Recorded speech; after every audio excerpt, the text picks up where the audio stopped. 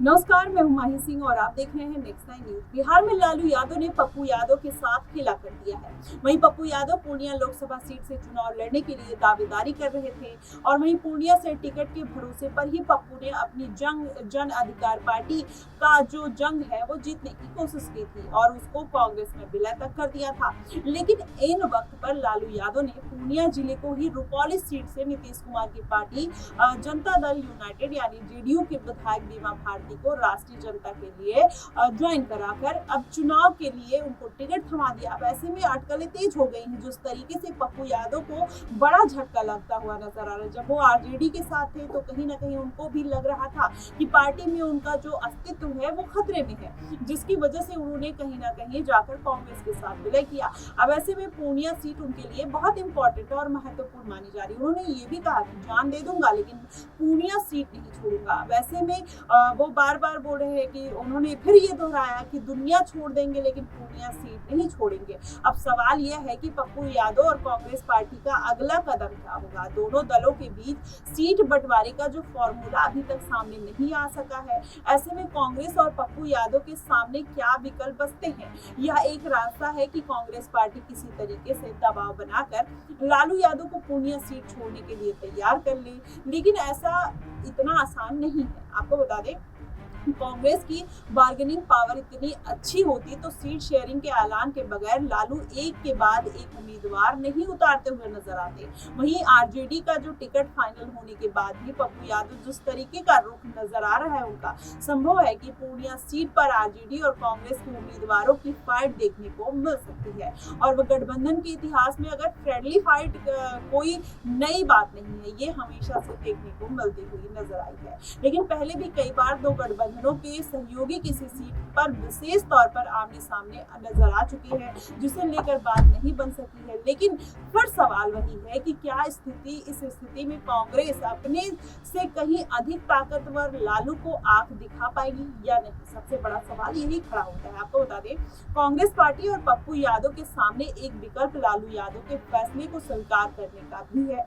अगर ऐसा होता है तो पूर्णिया सीट पर पप्पू और कांग्रेस की बीमा भारती का समर्थन करना होगा। वहीं पप्पू यादव के लिए आरजेडी मधेपुरा सीट दे सकती है। पप्पू यादव पहले भी मधेपुरा सीट से चुनाव लड़ चुके हैं और खुद को यहाँ तक कि उन्होंने कहा था कि लालू ने जब उनके सामने अपनी पार्टी का आरजेडी का विलय करने की शर्त रखी थी तो मधेपुर से चुनाव लड़ने का प्रस्ताव रखा था। पप्पू यह भी कह रहे थे कि मधेपुर जाना उनके लिए आत्मघाती होगा। वहीं कांग्रेस और आरजेडी पहली बार 1998 के लोकसभा चुनाव में गठबंधन में उतरे हैं। अब ऐसे में देखना होगा, तब तक ये अपने 26 साल में कई बार ऐसे मौके भी आए जब दोनों दल अलग अलग चुनाव लड़े थे।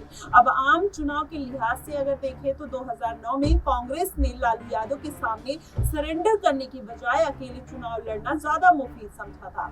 अब ऐसे में कांग्रेस को तब 2004 के 3 मुकाबले में 2 लोकसभा सीटों पर जीत मिली थी और आरजेडी को अकेले चुनाव लड़ने का नुकसान उठाना पड़ा था। वहीं बात करें पार्टी 2004 में 2022 के मुकाबले 2009 में 4 सीटें पर उन्होंने जीत हासिल की थी, लेकिन तब अब और के हालात अलग नजर आ रहे थे। वहीं केंद्र में यूपीए की सरकार तब थी, लेकिन अब ऐसा नहीं है। अब यह बस एक विकल्प है कि कांग्रेस लालू के सामने अगर सरेंडर करती है तो पप्पू यादव अपनी राह अलग कर ले।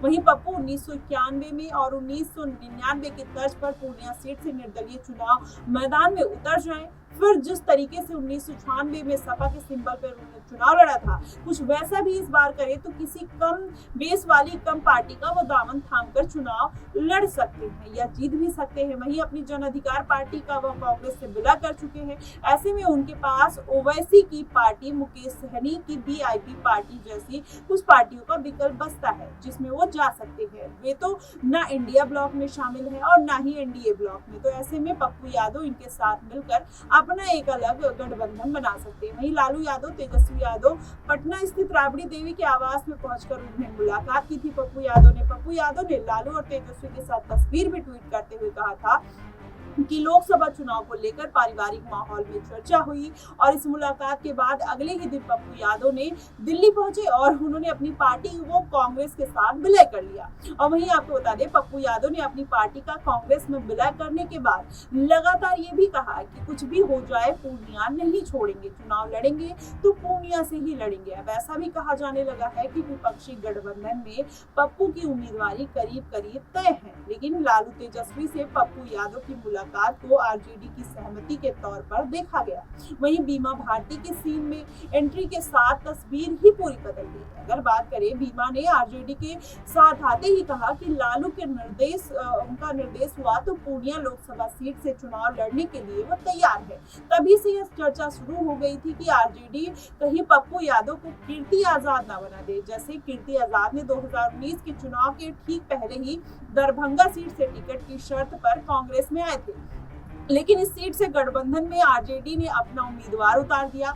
अब पप्पू यादव के साथ भी कुछ वैसा ही हो रहा है। आपको बता दें, जी हाँ, पप्पू पूर्णिया के अपने चुनावी रिकॉर्ड और अपना परिणाम पूर्णिया जैसे कैंपेन के जरिए उन्होंने चुनावी तैयारियों का हवाला देते हुए पूर्णिया छोड़ने की नहीं बात पर वो अड़ गए थे। तो वैसे में आरजेडी अपने तर्क में आरजेडी जिताऊ उम्मीदवार उतारने की बात कर रही है। वैसे में पप्पू यादव को बड़ा झटका लगा है, जिसकी वजह से बीमा भारती को उम्मीदवार बनाने के पीछे आरजेडी का जो जुमला है यही है। वहीं मुस्लिम यादव के साथ दलित वोट जोड़ने की भी एक रणनीति बताई जा रही है। अब ऐसे में देखना होगा कि क्या कांग्रेस पप्पू के लिए सख्त स्टैंड ले पाती है, लेकिन जाहिर तौर पर लग नहीं रहा है कि कांग्रेस पप्पू यादव के लिए कोई स्टैंड लेती हुई नजर आएगी। अब ऐसे में पप्पू यादव के पास बस एक ही रास्ता बचता है कि आने वाले समय में पप्पू यादव निर्दलीय चुनाव लड़े और अपनी जीत हासिल करे। मुकेश सहनी जैसे और जो पार्टी के एक दो ओवैसी की पार्टी से वो जाकर शामिल हो सकते हैं और छोटे दलों के साथ वो आने वाले समय में चुनाव लड़े।